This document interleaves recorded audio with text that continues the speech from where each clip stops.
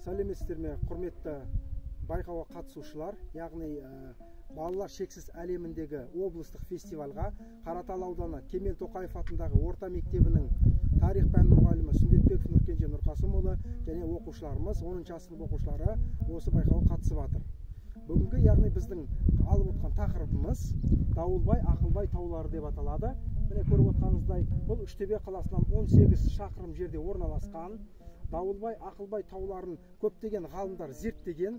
Соның ішінде ерекше тоқталатын болсақ, 1996-97 жылдары археология және этнология институтының директоры Зейнолла Самашев алғаш рет өзінің әріптестерімен келіп осы жерді зерттеп кеткен болатын.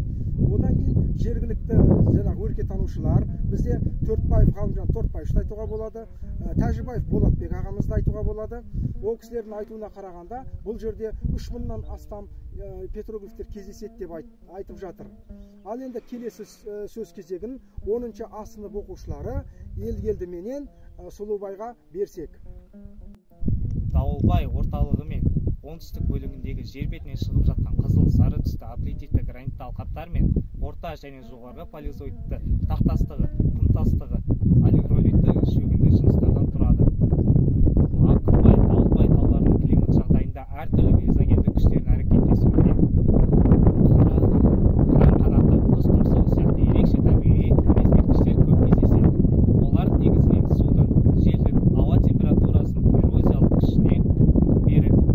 Ұсақ кристалдар қара тастардың жылтыр тегіс бетіне сызып салынған. Солардың ішіндегі ең маңыздылары Сұлушоқы, Дауылбай, Ақылбай тауларында беті тегіс, жылтыр, қатты тастарды петроглиф кешеніндегі сызылған суреттердің жалпы саны 1000-2000-ға жетеді.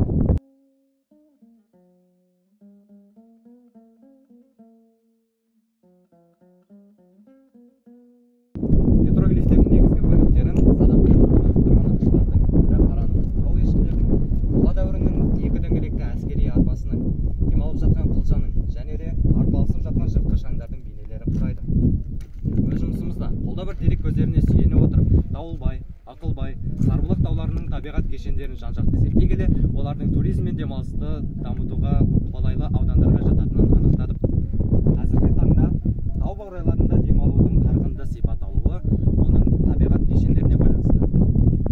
Антропогендік әсердің күшею үрдісінің байқалуы туризм мен демалысты дамытудың түрлі аспектілерін одан әрі зерттеу қажет екендігін көрсетеді. Аталған мәселелерді шешу үшін қазіргі технологиялардың көмегімен табиғат байлықтарын пайдаланбастан бұрын оған жан-жақты баға беріп, ғылыми тұрғыдан аудандастырудың түрлі мәселелеріне мән